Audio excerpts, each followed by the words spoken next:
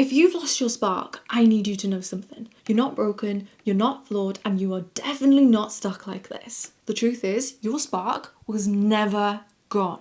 Your brain has just adapted to a new neurological pattern that's making it harder to feel. But the good news is, the best part, is that it's entirely reversible, and I'm going to show you how. Hi, I'm Charlotte, a neuroscientist helping you become the greatest story you've ever told by making your brain your best friend. So there are 3 key conditions that your brain needs to actually rewire itself to feel better. And the first one that we're going to be doing is rebuild your reward loop. So many well-meaning people will tell you, try loads of different things, pick up a million different hobbies, just see what feels right. But here's what no one tells you about that. You only feel better about yourself when your brain actually registers reward. And when you've lost your spark, your brain isn't actually struggling to feel reward, it's struggling to detect it in the first place. See the difference? Because your brain is constantly filtering your life through 2 major questions. Is this new? And is this worth my attention? And when something is new and worth your attention, only then does your brain release dopamine, the feel-good chemical. Not even as a reward after having done it, but as a signal to get you to actually move towards it. That's where your feeling of actually wanting to do things comes from. That is also your spark. It doesn't come from intensity, a million different activities, it comes from novelty detected over time. But here's the issue with modern society. When you're constantly exposed to rapid novelty, so scrolling on your phone, switching to a million different hobbies and activities, consuming anything you can get your hands on to make yourself feel better, you are completely overwhelming that system. So ironically, being told to just try more things often makes you feel worse.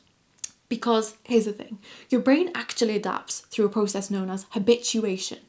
So the more it sees something, the less it actually responds to it. So now, what that means for you, instead of those small things feeling interesting to you and lighting you up, your brain starts needing more to feel the same way.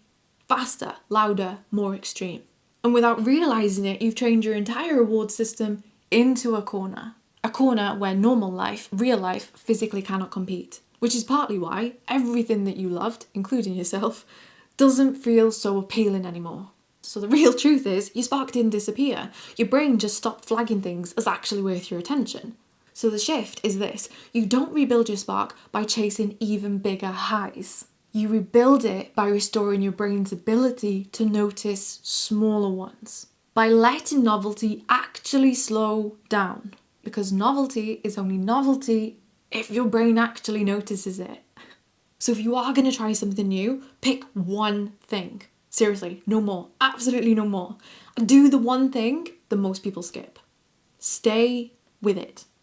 Stay with it long enough to engage properly, to experience it properly.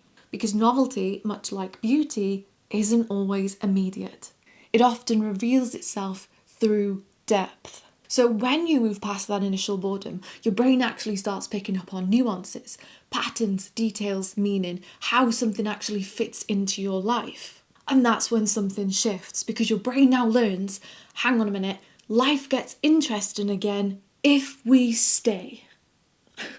And that changes absolutely everything, because once your brain believes you no longer need constant stimulation to feel good, you stop searching for this random, unknown thing that's supposedly going to make you happy again.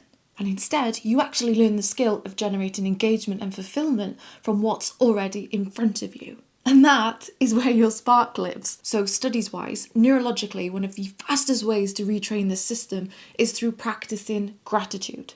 Actually being thankful. Because when you deliberately shift your attention towards what's working, I mean even the smallest of things here, and this is really, really cool, MRI scans consistently show that you increase activity in your brain's reward circuitry and actually shift activity away from constant threat detection. And we know that your brain strengthens what it repeatedly notices. So what this means is, if your attention is always on what's missing, what's next, what could be better, you're just reinforcing that chronic loop of dissatisfaction.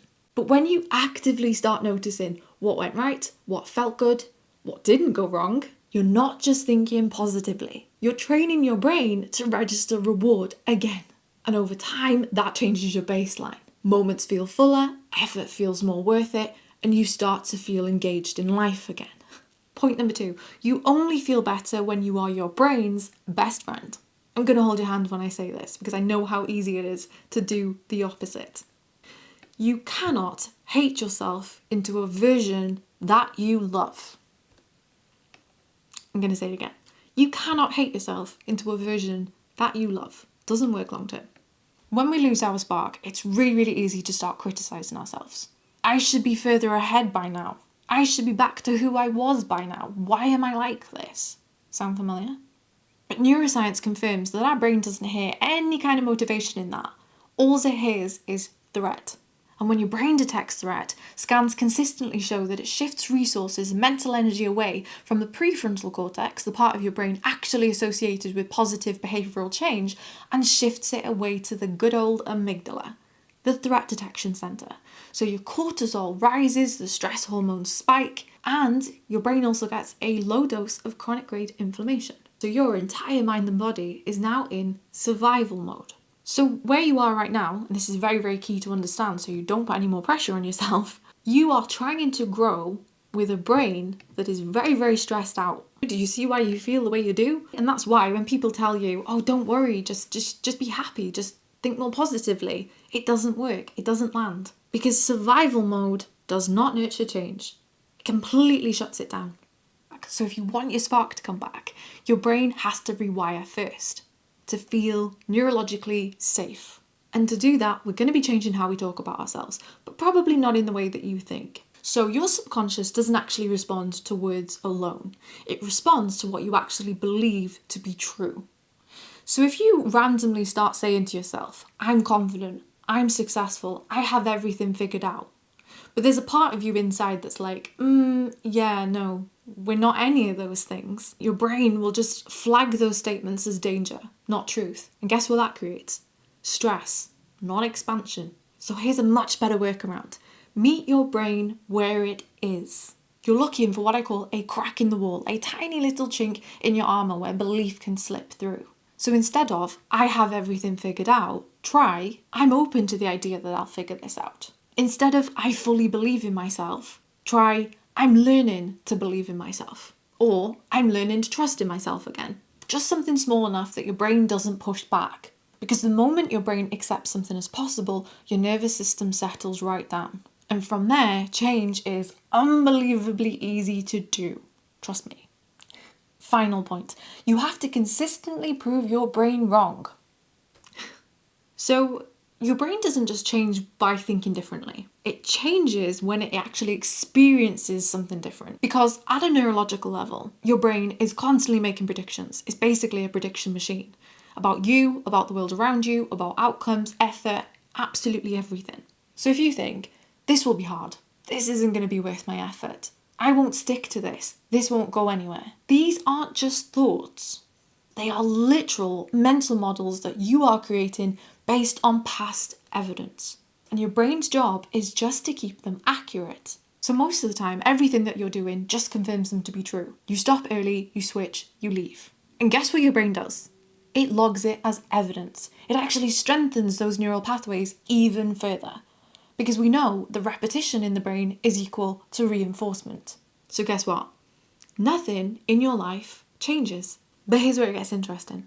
Your brain only updates those models when it's proven wrong, when there's a gap between what's expected and what actually happens. In neuroscience, we call this prediction error. And it's one of the core drivers for turning absolutely anything in your life around.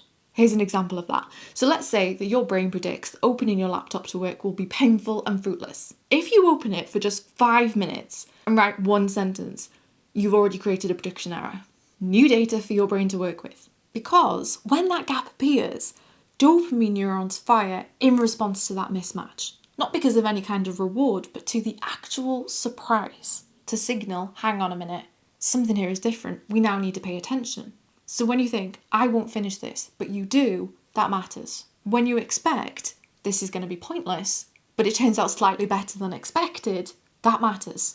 Because now your brain has new data to work with, and guess what it has to physically do? It has to update those mental models of yourself.